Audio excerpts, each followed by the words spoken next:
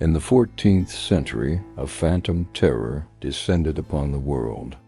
It moved like a shadow, a relentless wave of death that swept across continents, emptying cities and shattering civilizations. We call it the Black Plague.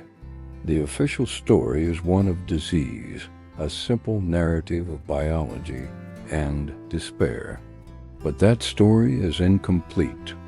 Lurking behind the accepted history, buried in the margins of crumbling manuscripts and sealed within forgotten archives, is a different tale, a story of lost documents, unexplained phenomena, and suspicious gaps in the records that powerful figures tried to erase forever. This is the history they didn't want you to know. Textbooks tell us the signs were unmistakable: a burning fever, agonizing weakness, and the telltale black swellings that gave the plague its name. But what if that wasn't the whole truth? What if the most terrifying symptoms were deliberately scrubbed from history, hidden away in the earliest chronicles before the official narrative was set in stone, are chilling accounts that paint a far stranger picture. These forbidden texts speak of things that defy explanation: victims struck by a sudden, creeping paralysis, their limbs rendered useless in an instant. They describe men and women bleeding from their eyes, tears of blood marking their final moments. And most unsettling of all, they recount people collapsing in the streets without a single visible symptom, as if their life force was extinguished by an unseen hand. These first-hand reports were not preserved. As the years passed, they were quietly removed from later editions of historical records, dismissed as the wild exaggerations of a superstitious and terrified populace. But were they?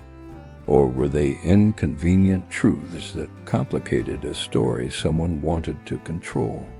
History remembers the plague as a force of depopulation, but for some towns, it was an act of vanishing. Entire villages, bustling with life one day, were simply gone the next. Modern archaeology has stumbled upon these ghost settlements, frozen in time. Excavations uncover homes with tables set for a meal that was never eaten, tools left in workshops, and personal possessions scattered about as if their owners intended to return at any moment. But they never did. The most disturbing discovery is what's missing. There are no bodies. There are no mass graves. There is only an unnerving, profound silence. When you search for these places in medieval records, you find only a single cryptic notation: lost. But people don't just vanish. A disease leaves behind the dead. So what happened to the inhabitants of these lost towns? Where did they go? The records don't say they just stopped. The silence itself is the clue, pointing to a mystery that has been deliberately ignored for over 600 years. While the common people were dying in unimaginable numbers, the elite were not idle. They were writing, in secret. Royal letters and private communiques from the era, papers never meant for public eyes, reveal a level of panic and control far beyond what we are taught in school. We see frantic, desperate instructions flying between kings and dukes, orders to seal entire regions, creating inescapable quarantine zones, commands to burn vast troves of documents, not just tax records, but medical reports and local chronicles. Why would they burn the very information that could help them understand the catastrophe? Some rulers went even further. They issued direct orders to their official chroniclers, instructing them to rewrite reports, to downplay the chaos, and to craft a narrative that would prevent mass panic.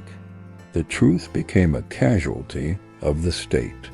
What was written down for posterity was not what was truly happening, but what they wanted future generations to believe. History wasn't just recorded, it was managed. As if the plague itself wasn't terrifying enough, something else was happening in the skies above the dying world. From England to Italy, multiple, independent accounts from ordinary people describe bizarre phenomena they witnessed during the darkest nights of the plague. They speak of strange lights hanging over afflicted cities, glowing spheres that pulsed with an eerie, silent energy. Others reported inexplicable streaks of color that would slash across the night sky, followed by deep, resonant sounds that seemed to emanate from nowhere. The church, overwhelmed and unable to provide answers, dismissed these sightings as divine omens, signs of God's wrath or demonic trickery. The fledgling scientific community of the time, the scholars and philosophers, simply avoided the topic altogether. It didn't fit their understanding of the world and the records. Any official document that dared to mention these celestial anomalies was quietly filed away, hidden from view, and left to rot in dusty archives. It was a truth too strange to confront, but not everyone was silent. A few brave souls tried to warn us. Hidden away in remote monasteries, small orders of monks took it upon themselves to be true chroniclers of the apocalypse unfolding around them. They were meticulous, approaching the horror with a surprisingly scientific rigor. They didn't just write about death, they documented everything.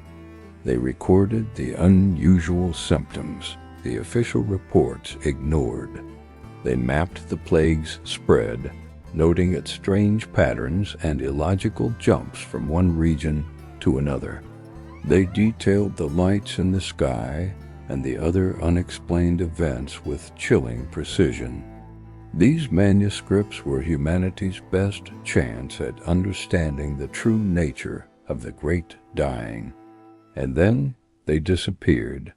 For centuries, they were considered lost forever. Only a few have ever resurfaced, discovered by chance, and they are always severely damaged. Critical pages have been torn out. Entire sections are missing. It's as if someone deliberately went through them, page by page, and surgically removed the most dangerous information. The question is, what was on those missing pages? One of the greatest paradoxes of the Black Plague lies buried, or rather, not buried, in the soil of Europe. Historians tell us that certain regions lost half their population, a staggering death toll. Yet when archaeologists search for the evidence, they find a disturbing anomaly.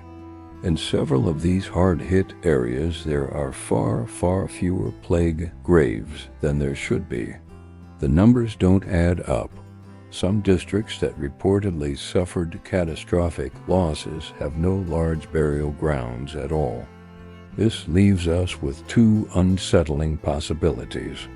Either the historical death tolls were wildly exaggerated for reasons we don't understand, or something else happened to the missing bodies. If they didn't die from the plague and get buried in pits, then where did the millions of missing people go? The earth holds no record of them. It's a mathematical impossibility that has been quietly swept under the rug of academic history. Amidst the universal death, there were the exceptions, the survivors. Historical accounts contain scattered, almost unbelievable testimonies of individuals who seemed immune. These were people who walked through plague-ridden streets, who cared for the sick and dying, who held their loved ones in their arms as they passed, yet never fell ill themselves. They were exposed day after day to the very heart of the pestilence, but it could not touch them. You would think their stories would be celebrated, studied, held up as beacons of hope. But they weren't. Instead, their testimonies were systematically removed from official chronicles. Perhaps their existence was a dangerous contradiction. If the plague was a universal, inescapable killer, How could these people exist? Their survival didn't fit the narrative of absolute vulnerability, a narrative that was crucial for maintaining fear and control. So like the other inconvenient truths, they were erased. The cover-up didn't end in the 14th century. The effort to bury the truth continued for hundreds of years.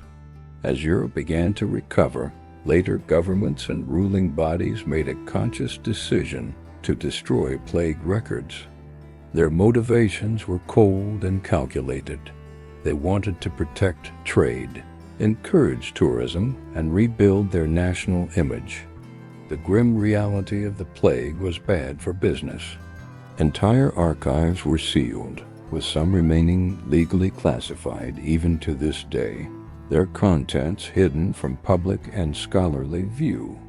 They buried the files, hoping to bury the memory and the questions along with them. But secrets have a way of surfacing.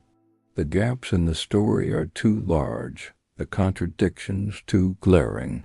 The forbidden files may be hidden, but they are not gone. This brings us to the final, haunting question. Was the Black Plague simply a disease, a random act of nature? Or was it something more complex, something we have fundamentally misunderstood? Why do so many independent records contradict the official version of events? Why were symptoms hidden, towns lost, skies filled with strange lights, and records systematically destroyed? What truths were medieval rulers so desperate to hide that they would rewrite history itself? The plague didn't just change the world. It left behind a trail of secrets that remain buried in darkness, waiting to be unearthed. If you're ready to uncover more forbidden history and question the stories you've been told, subscribe to the True Story Files and let us know in the comments. What do you think they were really hiding during the Black Plague? Thanks for watching.